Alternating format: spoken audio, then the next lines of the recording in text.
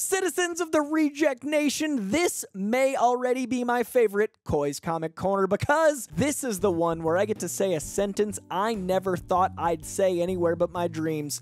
Hugh Jackman is coming back as Wolverine in Deadpool 3. Not only are we getting another version, another moment, another experience of Wolverine, not only are we finally getting Deadpool in the MCU, but we're getting those two beautiful babies together. We are gonna make sweet, sweet Weapon X love with that logo. We're gonna dive into all of that. We're gonna talk about the possible plot. I got some ideas of what this might be. We're gonna talk about what version of Wolverine I think this might be, because I don't necessarily think it's one we've seen before. I'm gonna talk about cameos we could expect if it is the plot that I think it is. We've got a lot of details, a lot of breadcrumbs, a lot of Easter eggs leading towards that journey, how that all ties into the greater MCU going forward, because I do not think this September 24 release date is a coincidence. So please do leave a like on this video. Leaving a like helps me know you liked this.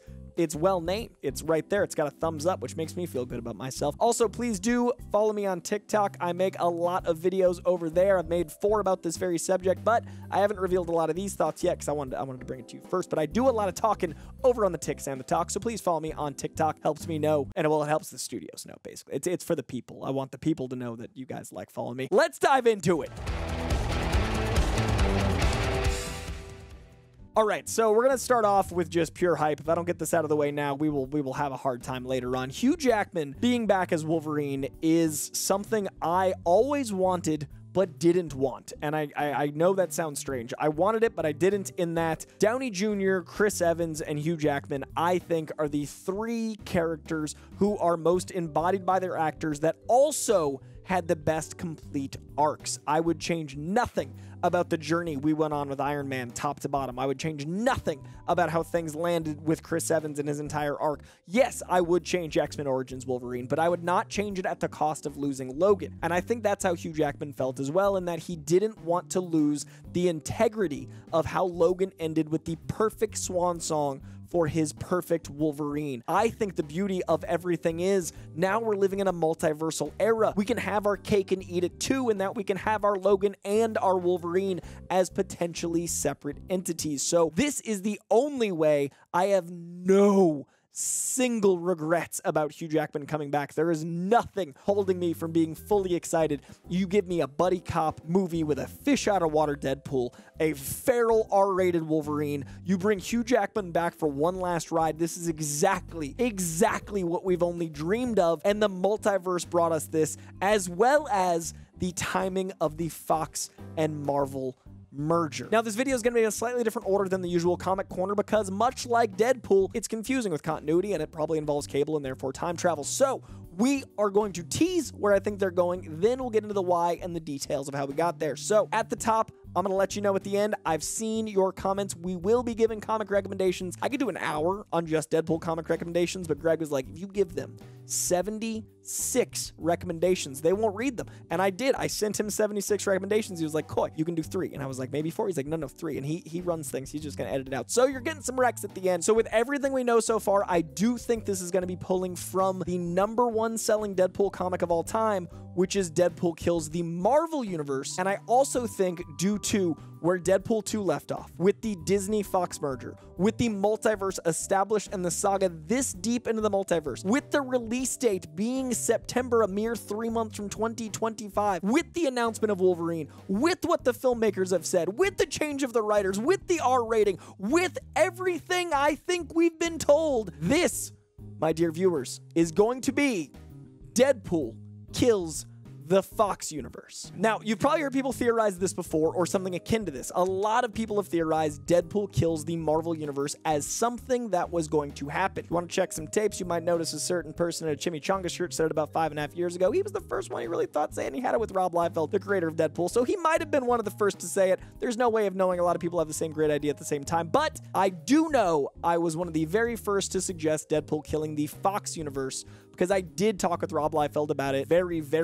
long time ago. And then again, we did talk about it in the lockdown. What's been interesting is I think this story has changed and developed over the course of time because of the way this merger has gone. I think the best thing to happen to Deadpool 1 was that Ryan Reynolds worked on it for 10 years. I think the best thing to happen to Deadpool 3 is the fact that we had a Fox Marvel merger happen in the middle of a multi-billion-dollar franchise that is Deadpool. Only one character was getting carried over while Marvel was simultaneously setting up their multiverse saga, and then the world stopped. I do think there might be a benefit to this weird 2-year gap that coincides with a 5-year blip that coincides with one of the biggest multimedia mergers of all time, because I honestly think we wouldn't have been able to do Deadpool Kills the Fox Universe without the rights expiring in 2025.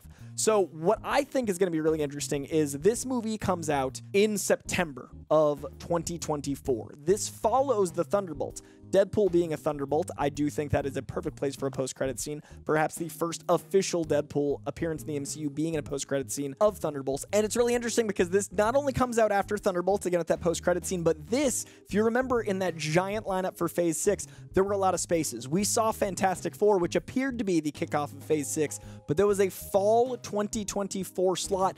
This movie right here may be the first film, the beginning, the kickoff of Phase 6, which I do think is going to lead to a lot of mutantdom. And this is only 3 months, only one movie removed from them being able to cast mutants in the MCU. This is right there around the corner. What better way to kick off casting mutants in the MCU than cleaning your slate? And what better character to do that with than the one that represents Fox so cleanly? Who do you think when you think X-Men? I've said it before and I'll say it again. I really, really enjoy the X-Men movies, but they're Bryan Singer mutant movies. We didn't really get a lot of X-Men movies. They also were Wolverine in the X-Men movies. All of that has been a point of contention for me because I love me some X-Men. As much as I love Hugh Jackman as Wolverine, again, I think he's one of the greatest casting choices of all time. I always wanted X-Men. I think they're going to learn that lesson and give us X-Men movies. But in the meantime, when I think Fox, when I think the X-Men, I think Hugh Jackman Wolverine. So you've got the perfect pinnacle representing all that is the Fox mutantum. You've also got a character that is a fourth wall breaking, self-aware, only character up until She-Hulk now in the MCU. Character that's aware they're in a movie, aware they're in something based off a comic. The fourth wall breaking mixed with Hugh Jackman coming back, representing all of Fox, cleaning the slate for 2025, all of that timing lines up beautifully, and that is a huge reason I think they're going to be doing this Kills the Fox Universe palette cleanser for all of us. And the addition of the writers changing and getting Rhett Reese and Paul Wernick back, I do think that might be them wanting to do this from the beginning and getting that back because of all these circumstances, but also the quotes about this being a fish out of water story and a bromance. Now, Sean Levy directed Real Steel. Ryan Reynolds, good friends with Hugh Jackman. I think the combination, once they brought on Sean Levy, a lot of us theorized that meant we could get Wolverine. Sean Levy said it as much. That's what he wanted, saying, quote, "What we want to do is to fold it all in together and make a big fat bromance sandwich of a movie because the world wants the Hugh Jackman, Ryan Reynolds movie." He said that months ago. I think it was the combination of Ryan pestering Hugh plus Sean Levy coming back to direct with their relationship with Real Steel. I think that was the thing that finally launched it in. And then the writers also said, quote, "It's a marriage between Fox and Disney. It's two different universes and it's not easy, but it's also a wonderful challenge. And you know, high-class problems to be able to merge those worlds."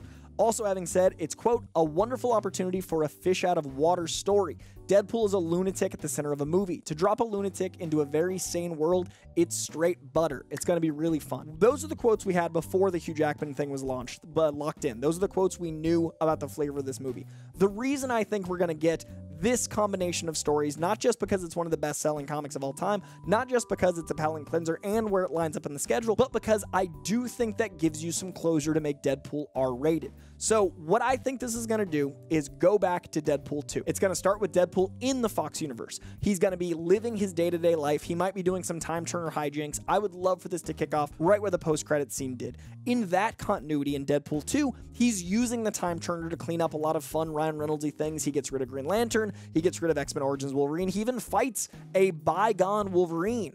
That's why I think we're getting a different Wolverine than the one in Logan. In Logan, we've got a perfect bow of a story. in X2, we could go back and grab that guy and it'd be a displaced time Wolverine, or we could get a completely different variant Wolverine. And I guarantee you within 5 minutes, Ryan Reynolds is going to make him put on that yellow and brown suit. I guarantee you, because of this movie, because of the dynamics, we're finally going to get a comic accurate Hugh Jackman Wolverine. And I think that visual is going to very much illustrate this isn't Logan. This isn't the Wolverine we've known for all these movies. It is still Hugh Jackman acting his eyeballs out, being the perfect Wolverine we've always wanted, but it's going to be very clear it's not the Wolverine we've had. And that's the beauty of this multiverse saga. It's all the things we want, but right over here without sacrificing the integrity of the performance and allowing an R-rated Wolverine. If you think about it, as far back as X2, the Berserker Rage was still very PG-13. They had to cut around it. We then got Logan, we finally got the violence, but now we get the perverse humor of Deadpool mixed with the violence of Logan, all because we can make this a fresh take on Hugh Jackman's version of Wolverine. I think that's what they're going to do.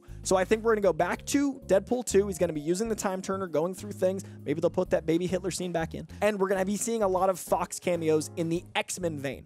I would love, personally, to see Anya Taylor-Joy get to play Magic one last time. I would love to see, you know, maybe 2 Colossuses. We have Cudmore as well as the guy who played him in Deadpool. I would love to see some of the cameos that we got, like we did in Deadpool 2, throughout the opening of this film, and people are going to go like, oh, right, Deadpool. The audience is going to think, this is Deadpool, so it ties into X-Men. We get that comfort. We feel nostalgic seeing, I doubt Jennifer Lawrence will come back, but maybe. We get nostalgic seeing these characters pop back up in the realm we're used to. And that's the, you know, first 20 minutes. And then while traveling through time, I think that's when he meets a different Wolverine, and maybe he doesn't recognize him. There's a lot of fun comic book storylines you could play with there. Maybe they go to Alpha Flight. Maybe we get some original Weapon X stuff. There's a lot to play with there. But then using those time travel hijinks and setting up this new Wolverine, it turns into a them fighting before they team up movie. That is every comic book. That is so many tropes. Your characters have to fight before they team up. That's how it goes. We've heard this is fish out of water. I think that's the third act in Marvel. We've heard this is team up buddy cop movie. That's where I think we get into the second act, where now that they've fought in a brutal, blood-soaked, R-rated battle of healing and berserker rage, we then see them team up. And what I think happens is we then meet Chris Evans. And Chris Evans comes up, and you're waiting for either the shield, you're waiting for a moment of pure, you know, Captain America integrity, maybe a speech, maybe he calls him James Howlett, and you're expecting like a World War II moment, a throwback to when they served together, and then he flames on. And you realize that, oh, right, we're in the Fox universe, this bait and switch with Chris Evans, and then we have to take him out because we find out that an incursion event is coming, which has already been set up in multiple movies, especially most recently the Multiverse of Madness, where an incursion event occurs, you have to take out one of the planets to save the rest. In order to save a galaxy, they both die if they collide, but if you can take one out, you can save billions of lives. There's an entire storyline in the comic books called Secret Wars, where basically there's an incursion event where these worlds are colliding, and there's this super group called the Illuminati, which we also have already met in the Multiverse of Madness. They were just set up in a different array, basically has to make these really hard decisions. This is all a precedent. We've already met all this in the MCU. It would be very easy, especially after we meet Reed Richards, to have this Illuminati have to decide they need someone to do the job no one else wants to do. Deadpool's a mercenary, and Wolverine's the best he is at what he does.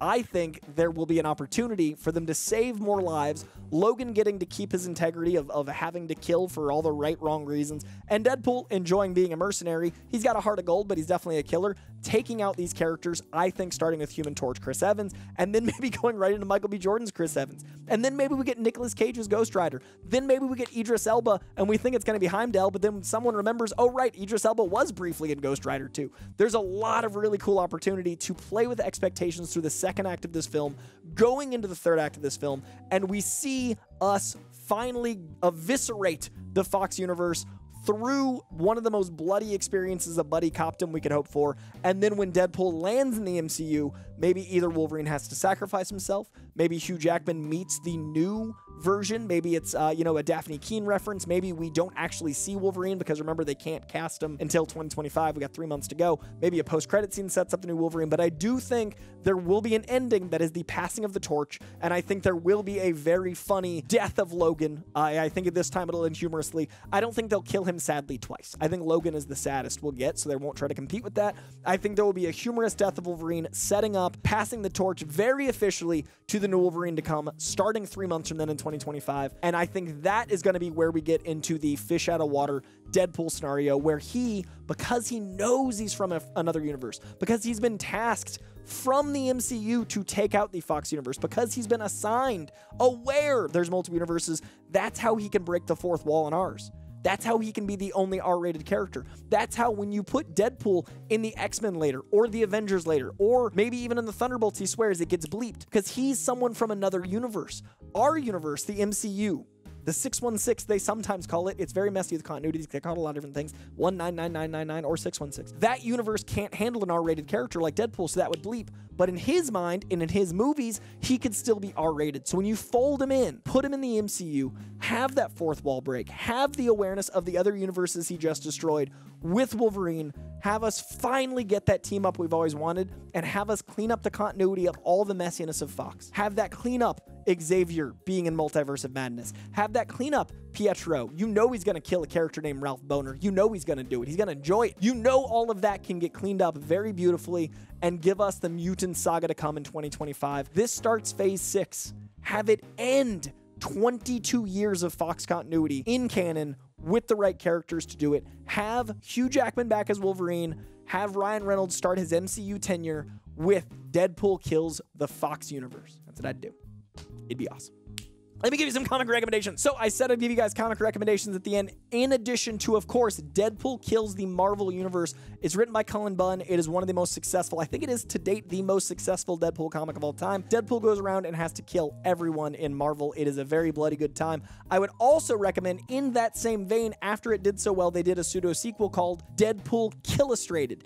It is basically Deadpool in every classic folktale, killing everything. So like he kills the whale in Moby Dick, he kills Jack of Jack and the Beanstalk, and it's this really beautiful, stunningly illustrated take of Deadpool just mowing down all of your favorite fairy tales, and I think that could be something they incorporate, but it's also just a really good comic. And then finally, all of this was about Deadpool kills the Fox universe. If they don't do that story, I want them to do my favorite Deadpool arc of all time. I have two favorites. One of them is Spider-Man Deadpool team up. We'll talk about that in another video because that also might be coming. But my favorite of all time that's Deadpool centric without Spidey is The Good, the Bad, and the Ugly. And that is a story in North Korea where Wolverine, Captain America, and Deadpool are doing a rescue mission at a concentration camp for these people that were kidnapped and put in this camp and basically force-fed Deadpool's DNA, and they're rotting and mutating and they're turning into different versions of the X-Men, and Wolverine and Cap go way back to World War II, and then Deadpool is serious for once.